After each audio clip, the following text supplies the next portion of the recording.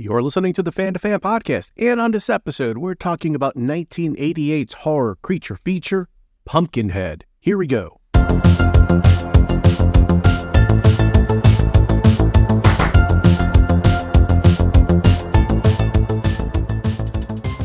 right, shall we go into a little Pumpkinhead? Sure. Yeah. All right, you're listening to the Fan2Fan Podcast. I'm one of your hosts, Bernie Gonzalez. With me today, fellow co-host Pete Charbonneau. We have a special guest for this episode, Megan, who's chosen a movie that made a big impact for her at some point, and we'll find out why. We're talking about 1988's Pumpkinhead. From a world of fear and darkness comes a creature so monstrous, no one dares speak its name.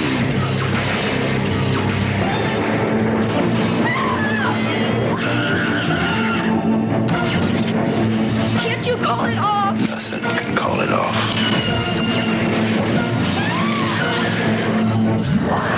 Pumpkinhead, rated R. Starts Friday, October. Megan, welcome to the podcast. Thanks for having me. All right, you picked the horror creature feature cult classic directed by Stan Winston, probably better known for doing creature effects for Predator, Alien, and Die Hard. He also did direct a movie called Gnome Named Norm with Anthony Michael Hall, but we don't need to talk about that one. But just to get the conversation going, why did you pick Pumpkinhead? Why did it make such an impact on you that you wanted to talk about it? Probably has to do with the fact that I was maybe 6 max when I was shown Pumpkinhead. Maybe 6. That might be generous. Probably the same age as a small boy who dies in the very beginning. So I definitely was brought into this one far too young. Wow. Okay. Was this a older brother that inflicted this upon you? This would be my dad. Your dad. Okay. Yeah. Good parenting there. Oh, yeah. No. 1988. Yeah, I vividly recall working on a bunny puzzle when it was then all of a sudden lights out and Pumpkinhead was on. So clearly, this was definitely the perfect time to have been like, yep, you're old enough. Let's watch demonic pumpkins murder teenagers. Yeah. So was it, you said lights out, was it like a home rental? Was it cable? I would assume it would have to be home rental. I know that we had VCR really early on. So I remember there being a lot of movies. So I would assume that this was something we watched at home. It wasn't anything I saw in theaters. I probably should have been told, maybe you should do your puzzle somewhere else. Were you or your family folks who would go to the video store, whether it was Blockbuster, Hollywood Family Video, or a mom and pop rent movies, have like some sort of a ritual, rent movies on like a Friday night or a weekend or something like that? Yeah, so I definitely, once I was old enough to really remember doing it, I know we went to Blockbuster a lot, but there was something before that with some sort of very small video store that I only have a little bit of memory of. But yes, it was definitely one that there were often go pick up a bunch of movies, have some sort of frozen pizza, and watch them. This Halloween, after the kids are done trick-or-treating and are safely tucked away in their bed, it's time to get scared. Come on down to Fan2Fan Vids, where for the whole month of October, rent 2 frightfully good films, get the third one free. Come browse our latest and scariest selection of VHS rentals, and remember, don't be afraid of no ghosts. Fan2Fan Vids, make it a Fan2Fan fright. Nice. Were you allowed to like pick the movies on your own, or did you get another older sibling kind of elbowing their way in to try to get their picks in? Probably would have depended on who it went with. If it was my mom, then we probably are all picking out something. And if it was my dad, it was probably I picked these for us. None of them were appropriate for children, but they're for all of us. And by us, I mean myself. Yes. And if you can work on your puzzle in the dark, you're welcome to stay. There you go. Pumpkinhead left an indelible mark on your 6-year-old psyche. I have to imagine that you've since revisited it because you watched it so young and it left that mark, that you've gone back a few times since to maybe uncover a little bit more of why it got under your skin so much, or for watching it really little. And I can remember seeing Pumpkinhead, and I remember knowing about the boy dying. I don't remember being traumatized, so I don't know if that says good things or bad things about me. We'll see. It's one that I've thought about a lot. And every time it comes up, I'm like, oh, I watched that when I was little. Should probably watch that again. Pete, you mentioned before Jaws and how you might have been a bit too young to maybe watch that, and you kind of watched that from underneath a blanket. Are there other movies that you have that recollection for where, you have that palpable moment of saying, yeah, I was probably too young to watch it and it left Pumpkinhead like scars in your psyche? Oh, sure. Yeah. It was between my parents and my cousins taking me to the drive-in when I was way too young. So yeah, Jaws and Jaws 2. Saw both of those in the drive-in. Should not have. but they were rated PG. So I guess my parents were like, oh, how bad could it be? Turns out, pretty bad. No, actually, I can't say that. I mean, it gave me a lifelong love of sharks, like I think it did a lot of people. So I turned out okay. But yeah, I remember my cousins taking me to see this movie, The Island, with Michael Caine, another early 80s. It might have been another Peter Benchley novel. And it's basically about modern day pirates, and they kidnap Michael Caine's son and basically brainwash him. And it's very violent. It gets, it's just like total carnage. I don't remember much about it, to be honest with you, because it was another one. I was literally in the back of a station wagon hiding my eyes because I was terrified. And they would do that often. So any movie from like late 70s, early 80s that, should not have been seen. I think the Frank Langella Dracula was another one, which I think might be pretty tame if I were to watch it now. But again, when you're 5 years old, it's a little different. And plus my cousins absolutely loved scaring the shit out of us younger cousins. So, it wasn't just the fact that we were seeing it. It was like them making comments and, and kind of just ramping up the fear. One of them would sneak out of the car in the drive-in and start like shaking the station wagon. And my other cousins were like, oh my God, what's that? So now I'm terrified of, someone's going to come in, like some killer's going to come into the station wagon and kill us all. So that was my childhood in a nutshell. Oh, yeah, just to make sure it was traumatic on all the levels. That's right. That's right. Pete, do you remember watching Pumpkinhead at some point either in the 80s or maybe, later on as you were, kind of picking out movies for yourself? For anyone that's ever listened to the podcast, I will once again mention my ubiquitous cousin Mark, because this was a rental probably right after, I don't know, Pumpkinhead had a very long stay in theaters, but this was like, once it hit video, I remember he and I renting this until we talked to Megan about, having her come on to talk about Pumpkinhead. I haven't seen it since. It was one of those that I remember seeing it, remember renting it, remember being like, okay, and just kind of forgetting about it and not having a burning desire to revisit it. But to see it again ahead of the podcast, and I think I texted you the other day, Bernie, like there were several double takes that I did with some people that are in this movie that, obviously when I saw it back in 88 or 89, went completely over my head. We'll get into it. I may fanboy out a little bit on it. I'm sure anyone that has an appreciation or a love for Pumpkinhead will be like, well, yeah, no, of course. But hey, tough shit. I just noticed this for the first time the other day. So that's right. That's right. Yeah. So it had been a long number of years since I had seen it, and I'm very glad to have spent some time with it again. What about you? I saw it, again, during that kind of binge watching that I did when I was in college. And it kind of makes sense because it's, I think it's an underrated creature feature, but I think it also gets lost between a lot of the more synonymous with the 80s horror slasher type films. And when I went back, because, I just like to always look at context, like it kind of makes sense because to your point, Pete, like you and your cousin Mark would not have been able to maybe even see this in the theaters because it had such a limited theatrical run to begin with. So I think the discovery for most people, including your dad, Megan, would have been on VHS, home video, on cable.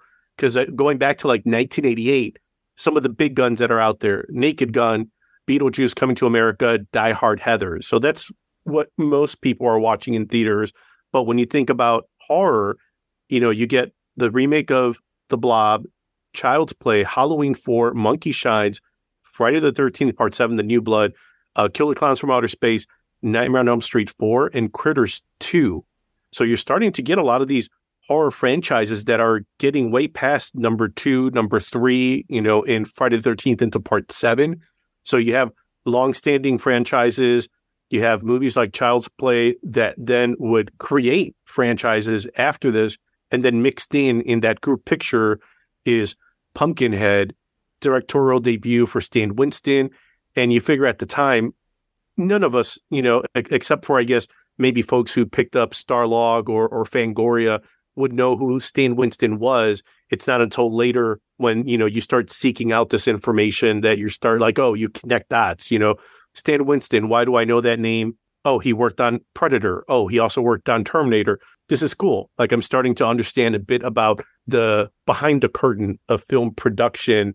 And then to find out that this was his film, it's interesting. And then throwing on top of that, a favorite of ours, Megan, are you a fan of Evil Dead 2? Yes. Hi, I'm Sam Raimi, the director of The Evil Dead.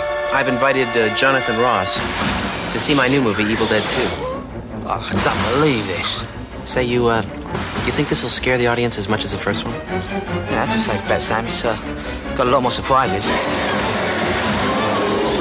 Oh, yeah, it's got a lot in it to grab the audience. There's only one movie scarier than The Evil Dead. Evil Dead 2. Kiss your nerves goodbye. De Laurentiis makes a good amount of money on Evil Dead 2. They decide to lean in on horror films because, it's a pretty good bet to make if you're a film production company, small budget, pretty potential big return. They go into production on this movie that originally was named Vengeance the Demon. Fortunately, they renamed it to the name of the poem it was based on, which was Pumpkinhead.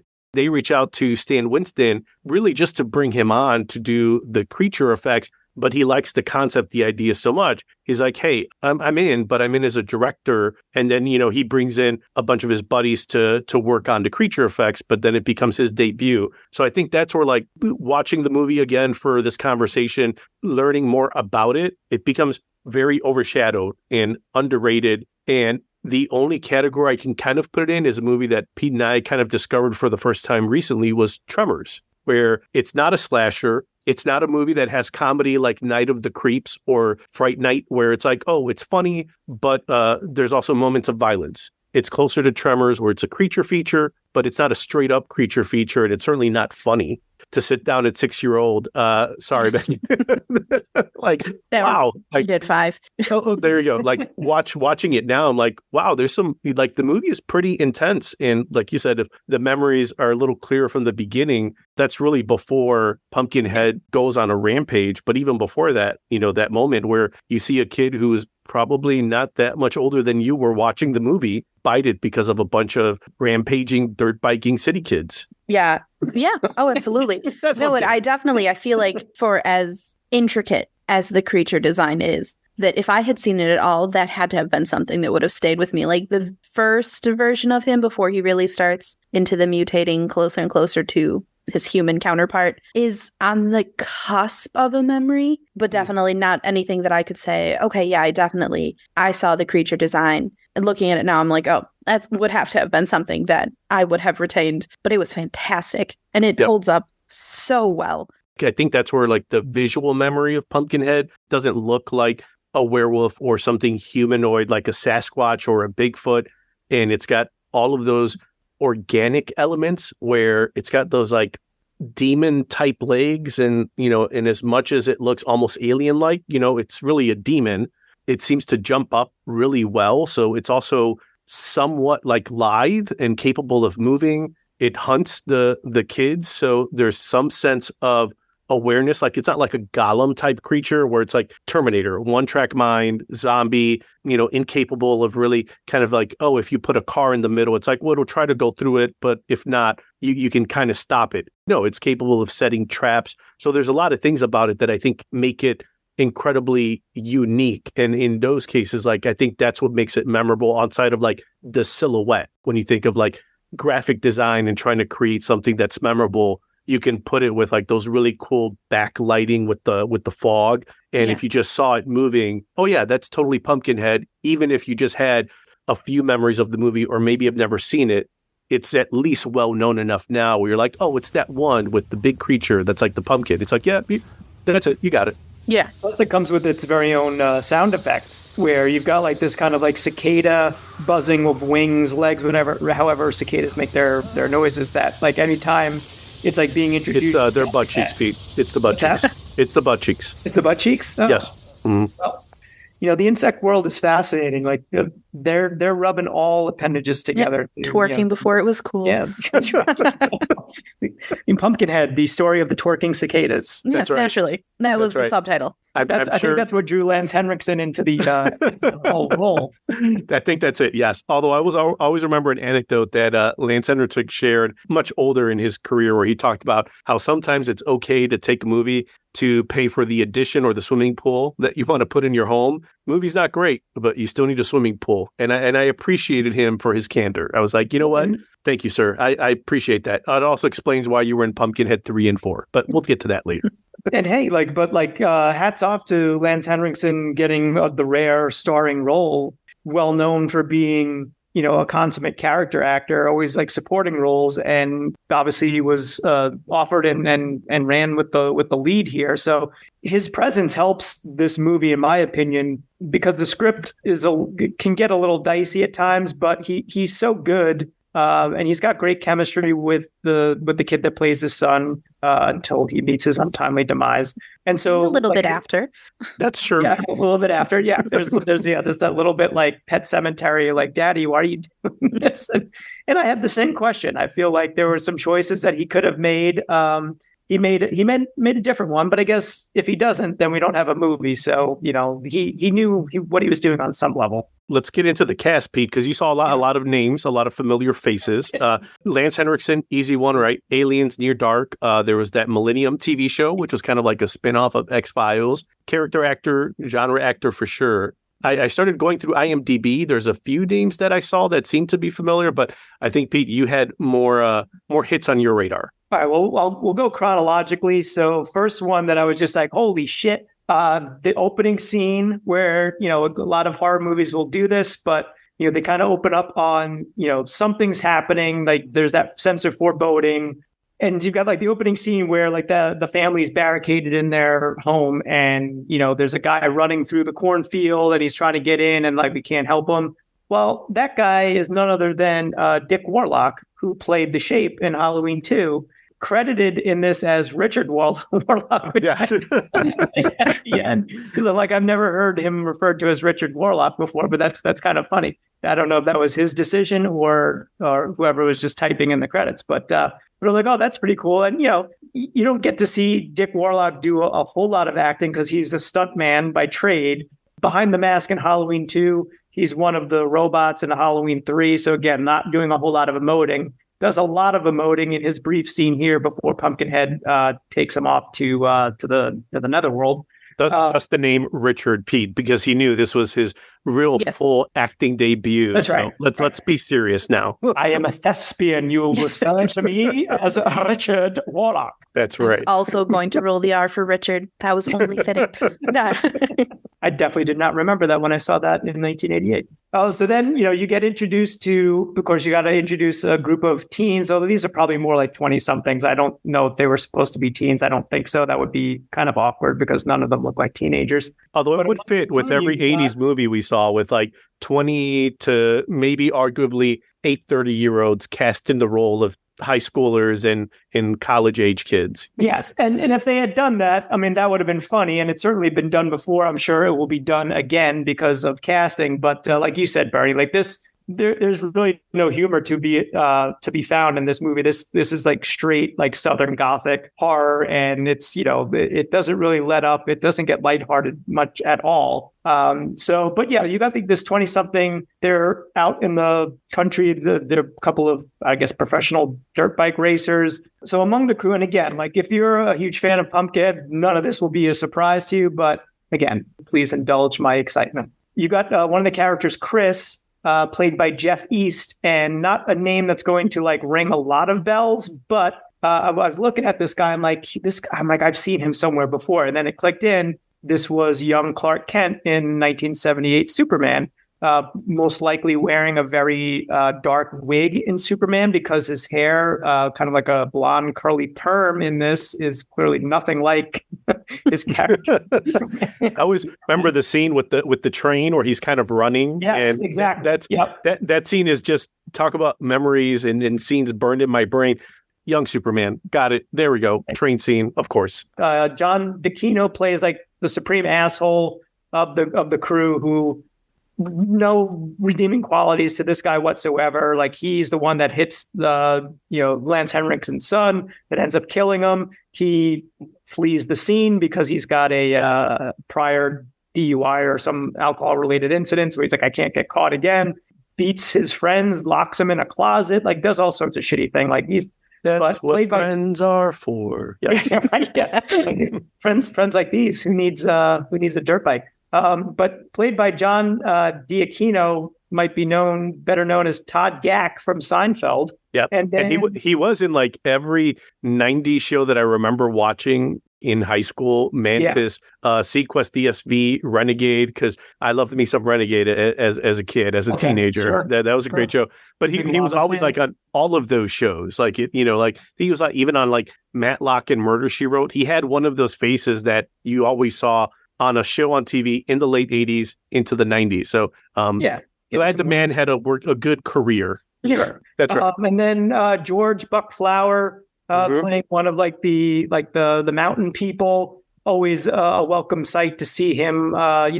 Was in a bunch of John Carpenter films. Always a good time having him on screen. And then the other big one was, I was like, holy shit, it's fucking Blossom. Mayim Bialik, a very young Mayim Bialik playing that's right. The young kids that kind of comes to the store that Lance Henriksen runs, the little market. And then they're teasing one of the kids. They kind of do a little, Pumpkinhead's going to get you. It reminded me very much of the scene in Halloween where the kids are kind of taunting Tommy Wallace, like, the boogeyman's going to get you. That's right. Coming. So it was very reminiscent of that. But I was like, holy shit, Blossom is in this movie. Jimmy Joe, you done bad. Y'all know what settles on bad ones, don't you? Pumpkinhead. Pumpkinhead? Y'all stop. There ain't no Pumpkinhead. What about old Mr. Foley? He moved away. Pumpkinhead got it. Teared off his head and drank all the blood. Did not. Did too. Shut up, Hesse. Keep away from Pumpkinhead unless you're tired of living. His enemies are mostly dead. He's mean and unforgiving. Stop it!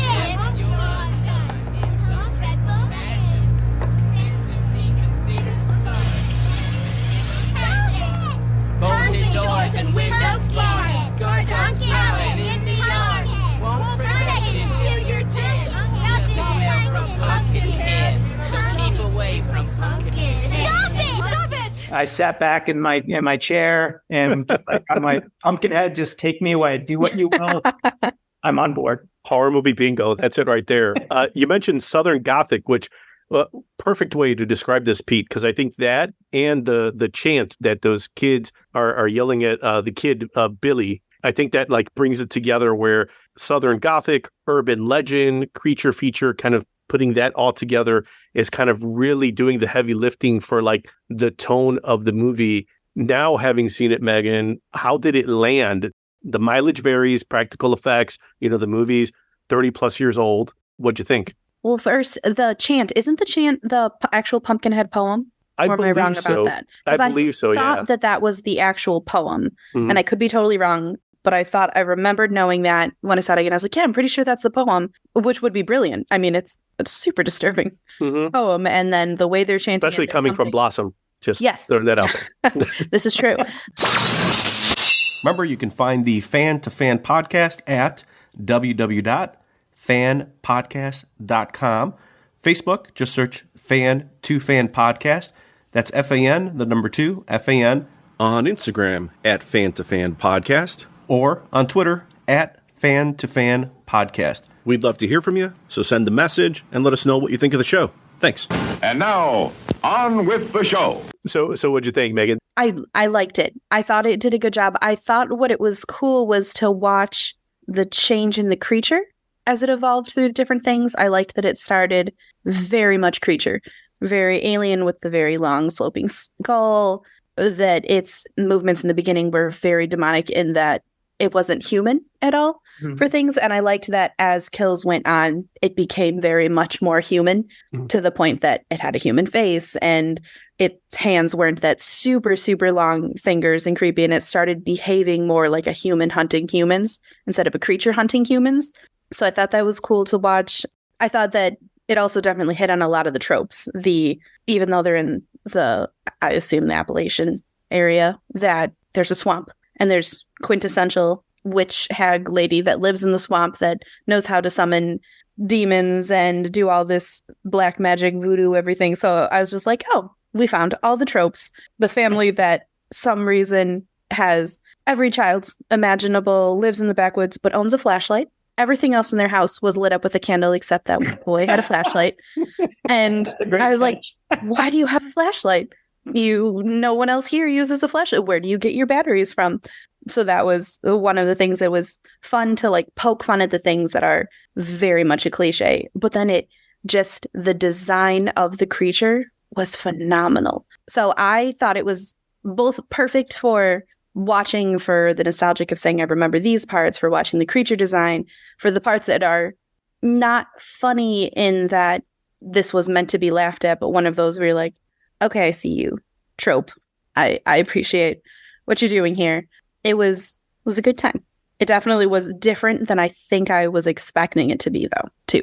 You did not remember the ending at all. What was that like, kind of experiencing and being like, oh, this is what happens, having that kind of be almost like a blank slate for you from when you were younger? So I liked that it kind of it flipped things on its head. The first 20-something-year-old to die was the one I thought would have been the last one alive.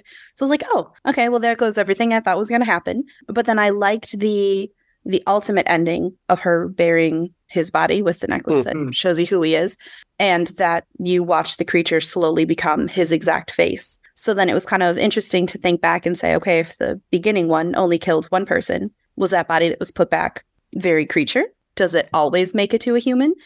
Is it more kills the closer it gets to a human? If it's around and takes out 20 people, does it end up really human where it's just somebody that can be like, yes, I can absolutely pass. So it was fun to look back at it that way.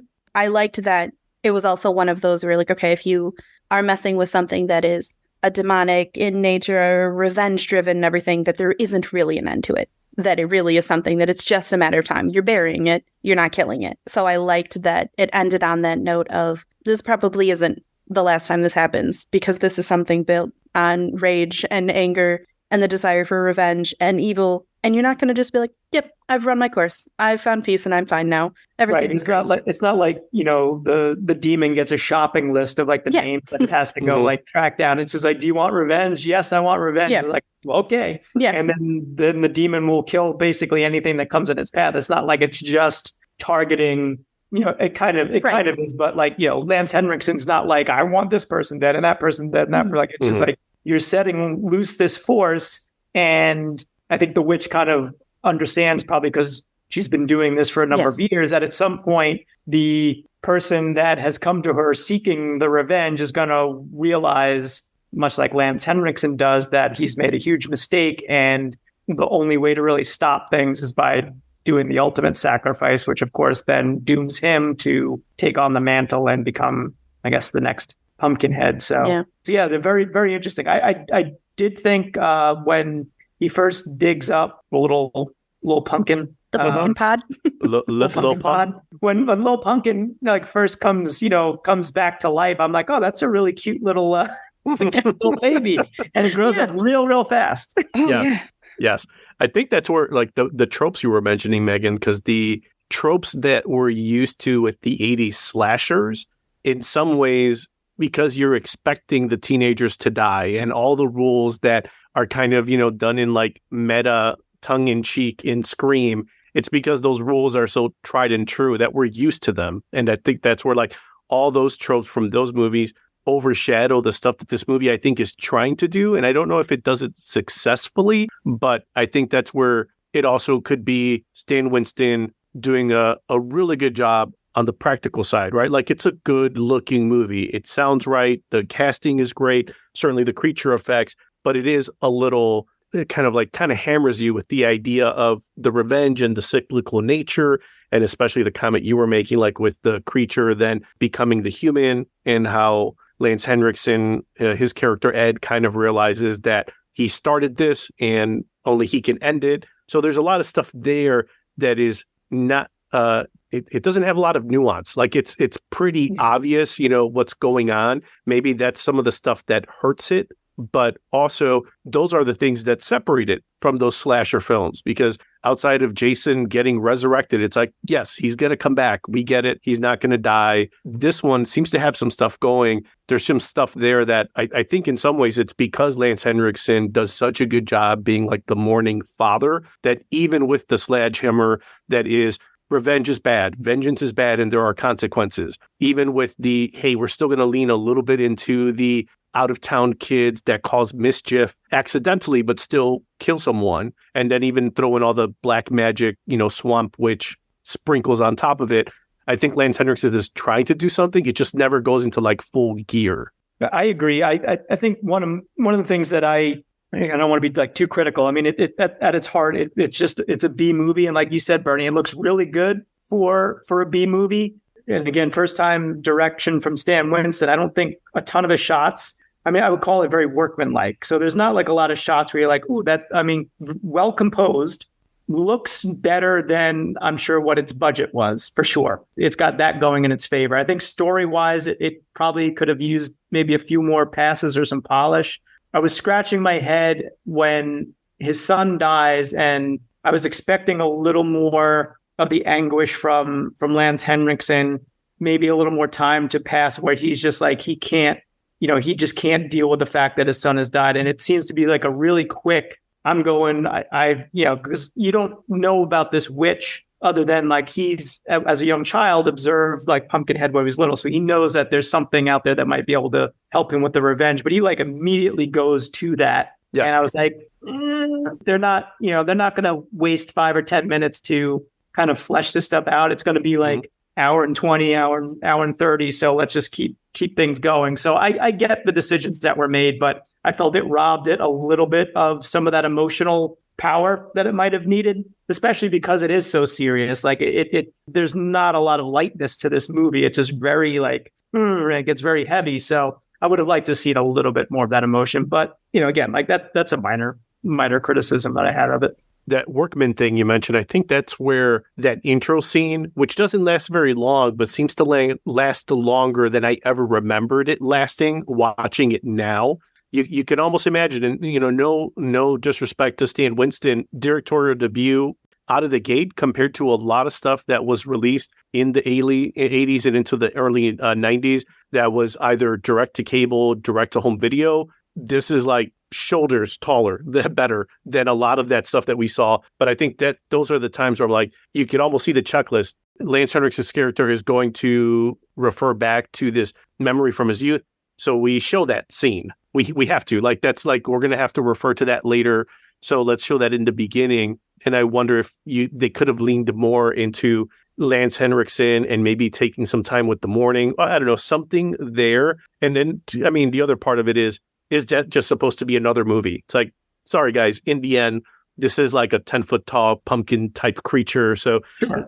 We got to get to that, right? Like, come on now. Like, that's really what people are coming to see. That they're not coming to see a dad mourning the loss of his kid. They're coming to see the big old creature. And I guess you could also take, if you're playing like devil's advocate for it, if you assume that these out-of-towners are in presumably for a weekend for a short amount of time, you can make the argument, how long do I have to make the decision to sig some local monster good point on them kind of thing. So you could pretend that maybe it's in a normal setting if they were just kids in town where you're like, they live here, they're always here. At some point I could decide but I could see it being, this is temporary. They're going to leave, they're going to go back to their lives, they're going to do whatever they want, and they're not going to be punished for this. So I'm going to make this rash, too quick of a decision where you did not watch the thought process, you don't see the grieving, you don't see all of that, to say it has to be made now or it's not made. No, that's a great point. And it's not the first take I would take from it. I would agree where you're like, yeah, it's probably the case of fleshing out his storyline and giving him that level of humanity first isn't what you're looking for in a movie that has a Pumpkinhead demon. Right. Yeah. I think it's always good to kind of check yourself when you start, criticizing some decisions that are made in movies like this, to be like, okay, so what I'm looking for more emotion from a movie called Pumpkinhead. That's right. That's right. Yes. Yeah. And that's a good point about the kids, because they're the trope of the out-of-towners, right? The interlopers, they're not supposed to be here. And that makes them even more susceptible to a culture, to people who have beliefs and, have urban legends like Pumpkinhead that they may have like peripherally believed in, or maybe heard about it when they were a kid. In Lance Henriksen's character's case. So you almost have a little less sympathy for them because, one, the guy has a DUI, so he has a bit of a checkered past. Two, they're acting like dumb teenagers in these types of movies would act. So after they do something terrible, as in killing a kid, I'm like kind of okay with Pumpkinhead, the creature, like going on a homicidal spree to kill them. I'm still siding with Lance Henriksen the whole time. Like, I'm like, I don't want anyone to die, but like if it's going to be anyone, it should be those kids who are staying in the same cabin, I guess, that was used in Friday the 13th, Part 4. Just throwing that out there. Throw that out there. I'm like, oh, wow. Because you talk about the connective tissue to slasher movies. I'm like, well, there's actual like real connective tissue to this. There we go. Yes. So that's where I'm like, I think the movie has some stuff going on. But again, mileage varies. Now, having seen it, Megan, is it a movie that I think, because we've talked about The Thing, and that's a movie that you have seen recently, and you said you would kind of revisit that. There are themes in that movie, ambiguity, paranoia, isolation, that are maybe broader themes that kind of beg you to revisit it because you haven't seen everything. And the first time you're kind of like taking it all in. It's not one I would seek out to sit and watch, most likely. The creature design of Pumpkinhead is fantastic. That's one that I think is phenomenal and looks really cool. But for the whole thing, I don't know that there's as much, like with referencing The Thing, where there's more layers to take from it and more to look at and more to appreciate. I kind of feel like the cursory glance kind of got you 90% of it. From there, I think it would be into visuals. And the visuals for like coming back to The Thing, I think would have been something that I would have done a couple passes down the line, whereas this one I'd be like, okay, if I'm watching it again, it's probably to say, oh, this color, like you were saying, Pete, the color palette is beautiful here. I like this dynamic. I like that they use these tones to suggest that these people don't have anything. Whereas the out-of-towners come in with bright colors and they don't fit in with anything just visually. Right away, they could have said nothing, showed up without dirt bikes, and I'm like, you're not from here. You don't fit in here. The children that get out of the back of the pickup truck, exact same color palette, all like exactly the same tone, the same level of dirty. It's one that I don't think I'd say, oh, I really feel like watching Pumpkinhead.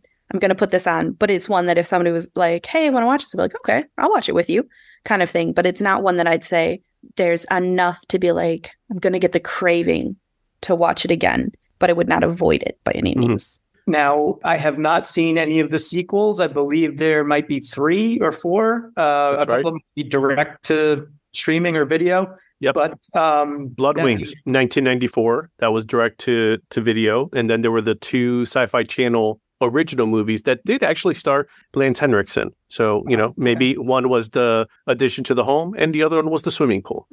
So that being said, based on having seen this again recently, do the sequels have any appeal to you, like to find out, like, does the story go anywhere? Or are you kind of just like, I'm happy with just leaving it at Pumpkinhead 1? I probably wouldn't seek it out to say, okay, I've seen this, I want to see where it goes, do all of that. So it's not one that I think to me has anything that's going to be a surprise to warrant seeking them out directly.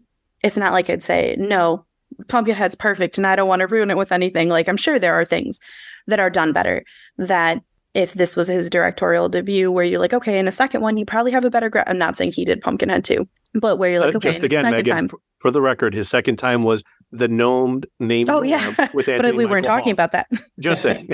Do not utter that name again, Bernie. That's right. Sorry.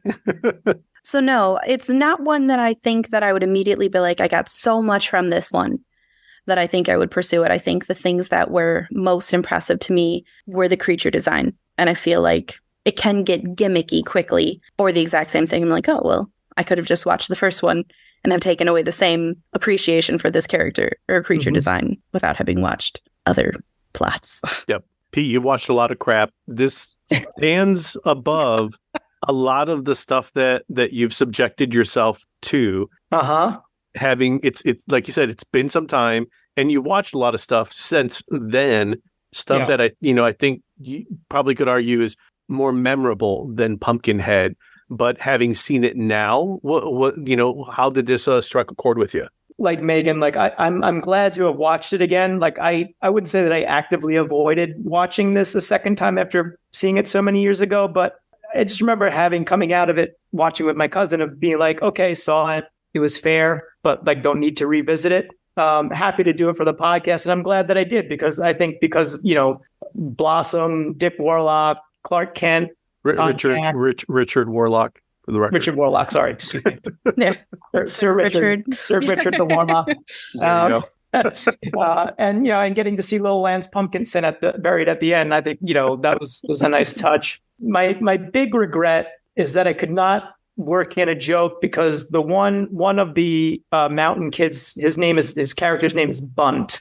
Yes. And I was hoping that he would either sacrifice himself or be sacrificed so that I could use the joke for like sacrifice Bunt. It didn't happen, but I'm shameless enough to just throw it out of the podcast anyway. I would have used that joke regardless of whether he was sacrificed or not. And I have used the joke, so I feel good about that. Perfect. I'll do my last baseball reference of the evening. There you go. Since you're a gamer, Megan, I wanted to bring up that the sequel did have a coinciding video game for the PC called Blood Wings, Pumpkinhead's Revenge, that was shortly released after the sequel. And I saw some screenshots of it.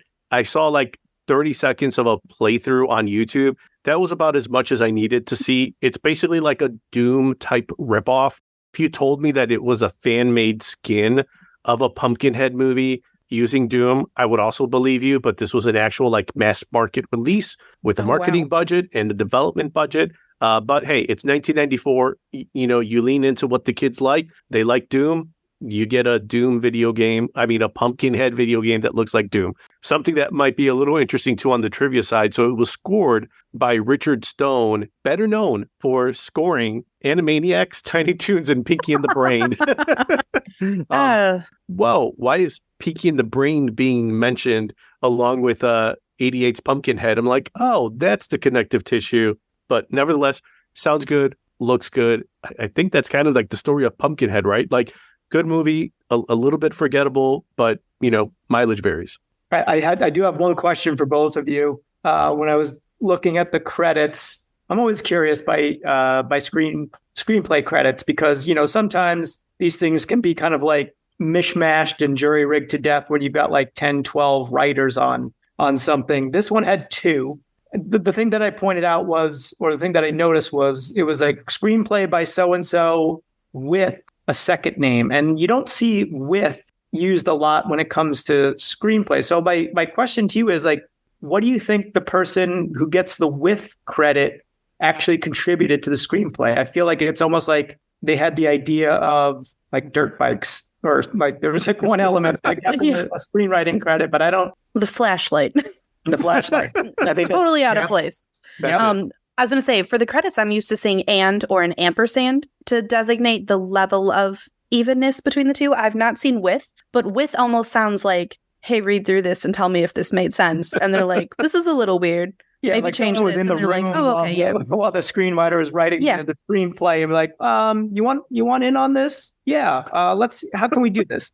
And Kat penned the that scientific paper. I don't remember what it is, but somebody had used we throughout all of their official paper, and they didn't want to go through and change it, so they credited their cat as a co-author. And so now, as part of it, there's that something which is feline is something as a name that people will use as a source credit that they'll have to cite. That's amazing. Yes. Yeah. So it's probably just someone who was sleep talking, and they're like, "Yeah, beautiful idea.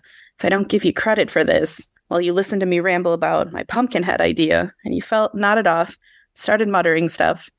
I'm going to give you credit. I want to call it pumpkin noggin, but there's something else. It doesn't sound right. It's the person that told you not yell, "Oh my gourd," all the time. That's right.